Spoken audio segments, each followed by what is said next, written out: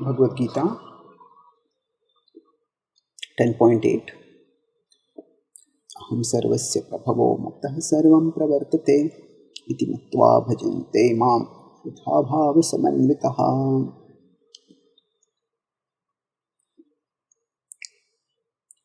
Aham sarvasya prabhavo. This is the first verse from the Chaturshloki Bhagavad Gita, and here Krishna is speaking and he states that he is the source of everything. Aham sarvasya prabhavo mattah sarvam pravartate. Everything emanates from me, everything is sustained by me. Iti matva bhajante mam. Iti matva, those who know this, those who understand this, bhajante mam, they worship me. Buddha bhava samanvitaha. Buddha, they are wise. Bhava samanvitaha, with emotion, with all the emotion of their heart, they worship me. So this verse basically has two parts. The first two lines, Aham sarvasya prabhavo mattah sarvam pravartate, they focus on explaining how Krishna is the source of everything. They explain the Krishna's position. And the next two lines describe how understanding Krishna's position affects people's disposition, especially those who truly understand his position. What happens to their disposition? They choose wholehearted devotion.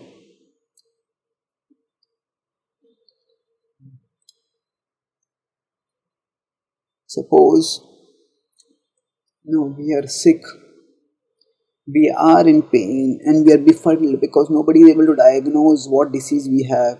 Now medicine that has been prescribed to us has been working, and we are just going through the motions of life, weakened and sickened and exhausted because of this undiagnosable and incurable disease. At that time, if somehow we could come to know, if we are just walking along the road and suddenly we saw a person there, and we might think, oh, this is just another person. But then suddenly we recognized that person told us, or in some way we came to know, that person is the most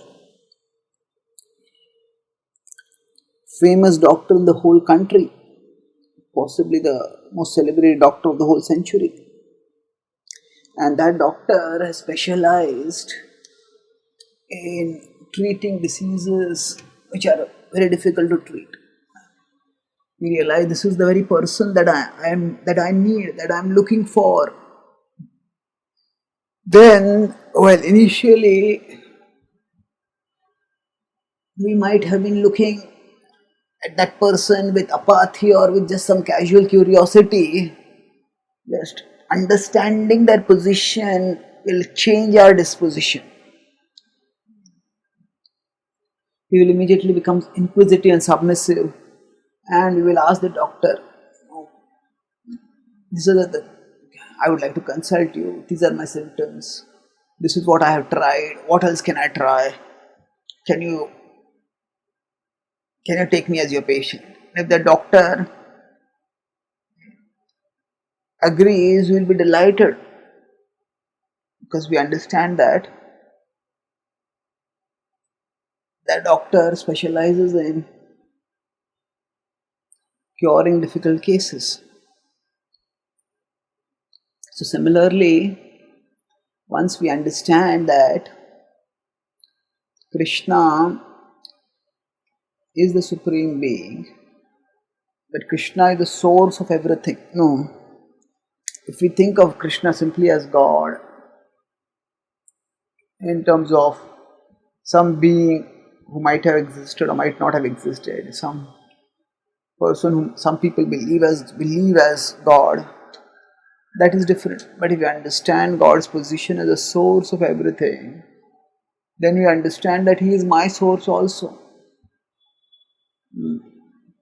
He is the source of my mind, and He is the goal of my heart.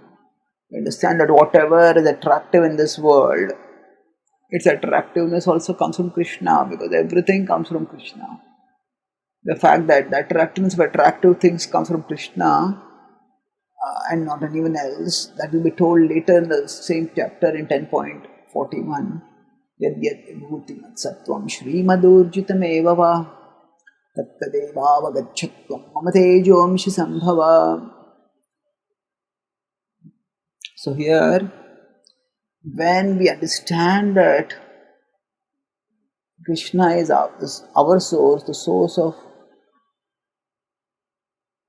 whatever is attractive to us, the source of... So once we understand that Krishna is the source of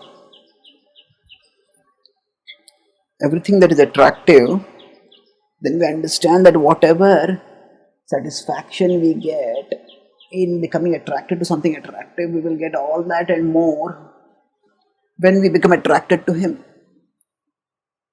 Thus, it is that devotion to Krishna becomes the natural and essential choice of the head and the calling of the heart.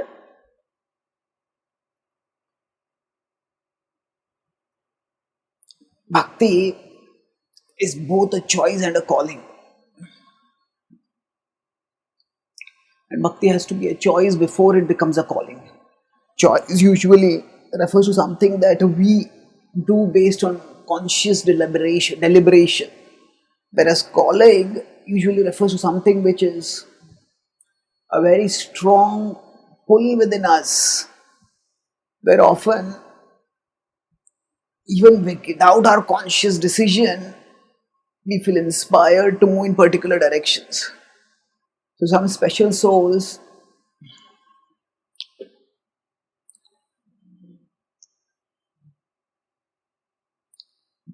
they may have bhakti as a calling.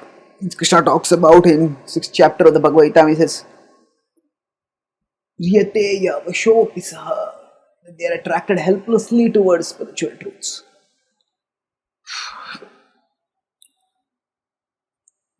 So now here, that attraction to the spiritual principles happens because these yogis have practiced spirituality in a previous life. So bhakti as a calling will happen in the advanced stages of spiritual realization.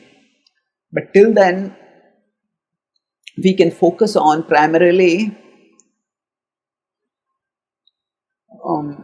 choosing bhakti. And here, Buddha, if we philosophically understand the position of Krishna as the source of everything, then we will understand that actually there is nothing that we can do to avoid that this is the best choice for us, and if we don't choose Krishna, then we stay bound in material existence.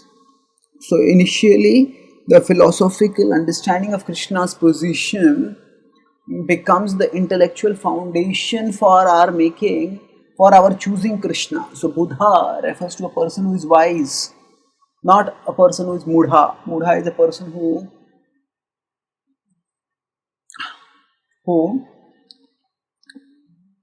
is foolish and makes unwise choices. So we become Buddha. At that time we consciously choose Krishna, and as we choose Krishna and as we become devoted to Krishna, by that devotion our attraction to Krishna increases more and more, and as the attraction becomes stronger and becomes spontaneous, the devotion then becomes a calling. So bhava samanvitaha. So this verse talks about how there is a synergy of the head and the heart in the practice of devotion. That once we understand Krishna's supreme position, devotion to Him becomes the choice of the head and then becomes the calling of the heart. Thank you.